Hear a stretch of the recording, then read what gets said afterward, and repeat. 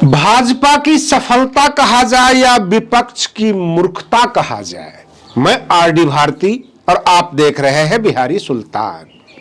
बिहारी सुल्तान channel अपने सर्वे, अपने analysis में यह पाया है, देश का विपक्ष बहन मायावती जी को अपना प्रधानमंत्री चेहरा बनाकर केंद्र सरकार और राज्यों में हर जगह फाइट करे तो भाजपा कभी भी सफलता प्राप्त नहीं कर सकती, कभी भी विजय रथ को रोका जा सकता है। लेकिन मैं कुछ बिंदुओं को आपके सामने हाईलाइट कर रहा हूं, पूरा बिंदुवार इसको जरूर देखें और बहन मायावती जी के नाम से अगर चिढ़ आती है तो आप वीडियो को छोड़ के जा सकते हैं, क्योंकि हमारे इस सर्वे में बहुत कुछ छिपा हुआ है।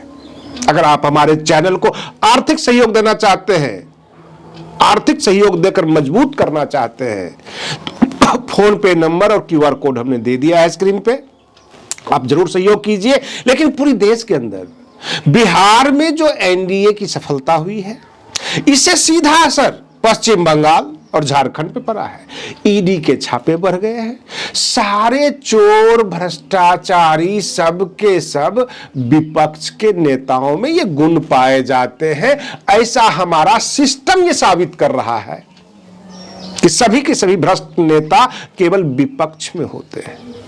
तो फिर भाजपा के पूर्व मंत्री आरके सिंह जी ने जो आरोप लगाया कि 62,000 करोड़ का घोटाला, ये जो कहलगांव में बिजली प्रोजेक्ट है उसके ऊपर उन्होंने बिंदुवार तरीके से बताया कि अगर 1 मेगावाट बिजली संयंत्र स्थापित किया जाए तो उस पे 10 करोड़ रुपए का खर्चा आता है, तो 2400 करोड़ का बिजली संयंत्र बनाया गया तो 24,000 करोड़ होना चाहिए। 62,000 करोड़ रुपये का घपला हुआ है, क्योंकि 15 करोड़ रुपये पर यूनिट उसकी रेट लगाई गई। विपक्ष जनता के सामने अडानी अंबानी करती रहती है, आम जनता समझ नहीं पाती है। तो मैं बिल्कुल देसी भाषा में आपसे कहूं कि आज हम आपको चिकन बिरयानी खिलाने वाले और उसकी कीमत मैं लगाऊं 1,000 रुपये पर केजी, 2,000 रुपये पर केजी, तो जाहिर सी बात है कि चिकन बिरयानी तो आपको अच्छा लगेगा, लेकिन बाद में जब उसकी प्राइस, उसका मूल्य जब देखेंगे सोचेंगे तो मेरा घर बेच देगा, मेरा कपड़ा उतार देगा। ऐसा कई बार आपने ऐसे कॉमेडी वीडियो भी देखा होगा कि रेस्टोरेंट में लोग जाते हैं, खाना खाते हैं, बिल देखकर हालत खराब होती है, ऐसा आपने देखा होगा। मैं केंद्र सरकार की बातें कर रहा हूं कि केंद्र सरकार विकास की बात तो कर रही है, लेकिन वह विकास की जो कीमत क्या है ये जनता को बिल्कुल विवेचना नहीं करती कि किस कीमत पर वो विकास कर रही है। हाईवे बन रहा है, बिजली संयंत्र बन रहा है, आम जनता को दिख रहा है कि सब कुछ बन रहा है, भैया भाजपा तो विकास कर रही है।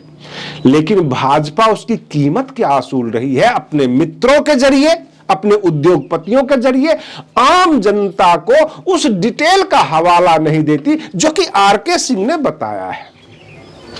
अब सवाल ये उठता है, राहुल गांधी जी, अखिलेश यादव, तेजस्वी यादव, इन तमाम लोग इस तरह से फ्लॉप हुए हैं बिहार विधानसभा चुनाव में, पूरी तरह से फ्लॉप हो गए। प्रश्न यहां पर यह उठता है कि बहन मायावती जी को बिहार विधानसभा चुनाव के बाद 2 प्रकार की खुशी मिली है, दोहरी खुशी जिसे कहते हैं। पहला खुशी कि बसपा का वोट प्रतिशत बढ़ा, यानी 1.49 से बढ़कर 1.62 हो गया, तो वोट प्रतिशत का इजाफा हुआ, संगठन मजबूत हुआ, लोग जुड़ने लग गए, जगह जगह जिला कार्यालय वगैरह खुलने लग गया, प्रदेश कार्यालय में रौनक आ गई। ये तो बसपा की खुशी हुई। और दूसरी खुशी ये हुई कि विपक्ष के जो नामचीन नेता जो अक्सर कहते थे मायावती को तो हमने बुलाया ही नहीं है, क्यों आएगी महागठबंधन में, क्यों आएगी इंडिया अलायंस में, वो तमाम लोग धाराशायी हो गए। अगर आप कितना भी हाइट पे चले जाएं, अगर आपका विपक्ष उससे थोड़ी बड़ी हाइट पर है तो फिर आपको एक चुनौती, एक चैलेंज का सामना करना पड़ता है कि विपक्ष के हाइट से जब तक हम ऊपर नहीं जाएंगे तब तक तो हमें जीत मिलेगी नहीं। लेकिन आपकी हाइट बढ़ रही है और विपक्ष की हाइट गिर रही है, नीचे जा रही है, तो ऑटोमेटिक आपकी जीत सुनिश्चित हो जाती है। उत्तर प्रदेश में भी करीब करीब ऐसा ही हाल है कि अखिलेश यादव, राहुल गांधी जी का ग्राफ गिर रहा है। चुनाव से पहले जब मुख्यमंत्री चेहरा का सर्वे आता था तो तेजस्वी यादव जी का नाम सबसे ऊपर आता था कि इतने लोग पसंद करते हैं, इतने परसेंटेज लोगों का बखान आता था। फिर चुनाव के बाद क्या हुआ? कहीं के नहीं रहे। वैसे ही यूपी में कुछ समाजवादी मीडिया जो होगी, जो समाजवादी पार्टी के समर्थक होंगे, अखिलेश यादव जी का चेहरा को बहुत बड़ा मुख्यमंत्री के रूप में प्रदर्शित करते होंगे। लेकिन चुनाव के बाद जब बिल्कुल धराशायी हो जाएंगे तो वही लोग, वही मीडिया थू थू करने लग जाती है, जो हाल हुआ है बिहार में। अगर बहन मायावती जी एक वरिष्ठतम लीडर है, उनको प्रधानमंत्री चेहरा बनाकर पीछे पीछे अगर राहुल गांधी, अखिलेश यादव सब के सब बौने हो जाए, पीछे लग जाए, बहन जी को आगे करें, क्या आपको लगता नहीं है कि भाजपा को हराया जा सकता है? अब प्रश्न कहां से उठता है मैं बताऊं।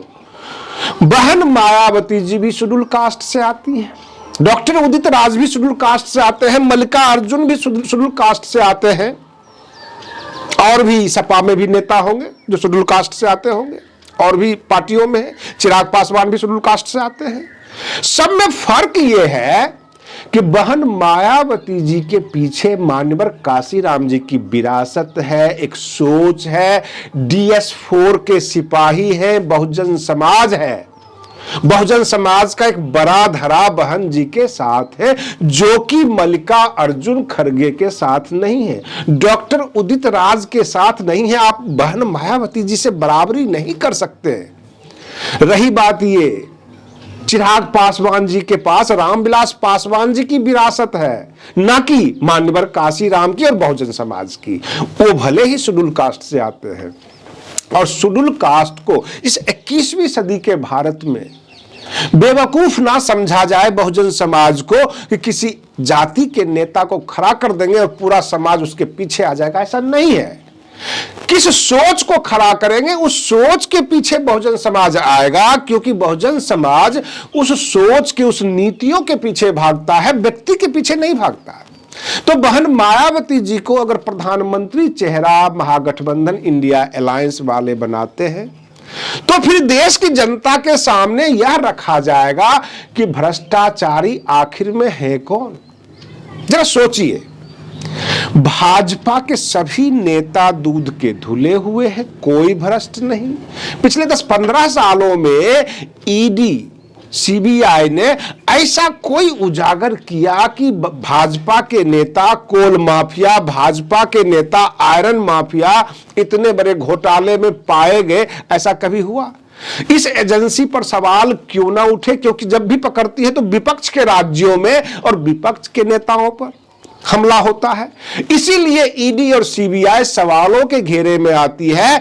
जब भाजपा के कई नेता निष्कासित कर दिए जाते हैं और जब वो सबूत के साथ जनता के बीच खड़े हो जाते हैं कि इनका विकास तो है, लेकिन इनका विकास कितनी महंगी है, एक्चुअल रेट और फेक रेट में जो गैप है, वो पैसा भाजपा के नेताओं के घर जा रहा है। ये अमीर हो रहे हैं, आपके निवाले आपकी रोटी का टुकड़ा तोड़ तोड़ कर ये अपने बच्चों का पेट भर रहे हैं। इनका भ्रष्टाचार ईडी और CBI नहीं देख रही है। इस तरह के वो आरोप लगाते हैं। जनता इस देश की मालिक है, जनता के टैक्स के पैसे से देश का खजाना भरता है। उस खजाने से विकास के नाम पर कोई लूटपाट मचाए, क्या ये जनता बर्दाश्त करेगी? और जनता इसलिए बेबस है क्योंकि विपक्ष में महामूर्खों की जमात बैठी हुई है, जो अपनी जाति, अपनी ईगो को देखकर किसी व्यक्ति को चेहरा नहीं बनाना चाहती। कांग्रेस कहती है हम बड़ी पार्टी हैं तो विपक्ष हम हैं। कांग्रेस के आंखों के सामने यह देश लुट जाएगा, वह विपक्ष बनकर विपक्ष का तमगा लगाकर घूमती रह जाएगी। अखिलेश यादव जी के सामने उत्तर प्रदेश लुटती रहेगी सत्ता के हाथों, और अखिलेश यादव जी कुछ नहीं कर पाएंगे। अगर इनको उत्तर प्रदेश बचाना है, राहुल गांधी जी को देश बचाना है, अपनी ईगो को छोड़कर बहन मायावती जी को आगे करें, देश की जनता के साथ आए। एक झूठा चालीसा गाने से, भाजपा का विरोध करने से नकली विरोध है। जब वो जानते हैं कौन चेहरा मजबूत है, कौन चेहरा कमजोर है, किसको आगे लाकर भाजपा को रोका जा सकता है, भाजपा से सवाल किया जा सकता है, तो फिर इसकी मूर्खता ही तो हुई विपक्ष की, जो अपनी ईगो में बटे हुए हैं। अगर बहन मायावती जी के चेहरा सामने करने से विपक्ष मजबूत होता है, ओवैसी, एआईएमआईएम, कांग्रेस, राजद, सपा सब एक जगह आ जाती है। ममता दीदी की बारी है, 2-3 महीने के बाद ममता दीदी की बारी है, और उससे पहले शायद ममता दीदी को सद्बुद्धि आ जाए और बसपा को थोड़ी जगह दे दे, थोड़ी स्पेस दे दे, पश्चिम बंगाल में कुछ विधायकों की संख्या दे दे, गठबंधन कर ले, तो शायद ममता दीदी बच जाएंगी। कांग्रेस अपनी अहंकार को छोड़े, क्योंकि कांग्रेस का अहम केवल कांग्रेस के लिए बहम है। कांग्रेस कुछ भी नहीं है इस लोकतंत्र में। इस लोकतंत्र की बर्बादी का तमाशा दिखाने वाला एक इक्विपमेंट बन चुका है। हमारे दर्शक ये भली भांति समझते होंगे, कई बार जब बड़ा अपराध होता है और कोर्ट के अंदर आई विटनेस को बुलाया जाता है, आई विटनेस कहता है हां जी मैंने अपराध होते हुए देखा है, तो उससे क्रॉस एग्जामिन भी होती है। क्या तुम तमाशा देख रहे थे जब वो रो रहे थे, तब क्या तुम सो रहे थे? आज की तारीख में अखिलेश यादव, राहुल गांधी जी, जो भी विपक्ष में है बड़े चेहरे, तेजस्वी यादव, सबसे जनता सवाल नहीं करेगी। केवल अपनी अहंकार के चक्कर में आप एकजुट ना हो पाए और देश लुटता रह गया। भाजपा के एक भी नेता को भ्रष्टाचार में न गिरफ्तार किया गया, न सवाल किया गया, किसी विभाग से कोई सवाल नहीं होता। आरके सिंह पूर्व मंत्री रहे, आरा के सांसद, उनको भाजपा से निकाला गया, उन्होंने सवाल खड़ा कर दिया, और कई भाजपा के नेता जो भाजपा से बाहर आए हैं वो सवाल कर रहे हैं। लेकिन विपक्ष इस देश का बिखरा हुआ है, कमजोर है, आपस में ही अहंकार की लड़ाई लड़ रहा है। वो भाजपा से नहीं लड़ रहे हैं, वो आपस में लड़ रहे हैं, और इसका फायदा भाजपा, भ्रष्ट उद्योगपति, सबके सब ताकतवर लोग इसका फायदा उठा रहे हैं। कहने का तात्पर्य है कि जिनको ये समझ में आ गया कि जो लूट मची हुई है इस देश में, उसके साथ हो जाओ, थोड़ा तुम भी लूट लोगे। जो मंत्री परिषद का गठन किया गया बिहार में, उन तमाम मंत्रियों की बस एक ही क्वालिटी थी कि उनके पिता मंत्री थे, उनमें और कोई क्वालिटी नहीं थी। और भाजपा बात करती है परिवारवाद की, वंशवाद की, लेकिन सवाल यह है कि तेजस्वी यादव या राहुल गांधी अकेले बोलेंगे तो उसमें वेटेज नहीं आता। साथ में ओवैसी भी हो, बहन मायावती जी भी हो, पूरा विपक्ष हो, ममता दीदी भी हो, लेकिन इनकी आपस की अहंकार की लड़ाई इनको बांटे हुए है। आज के लिए बस इतना ही। आप बने रहिए बिहारी सुल्तान चैनल पर। हम फिर मिलते हैं अगले वीडियो में, तब तक के लिए धन्यवाद।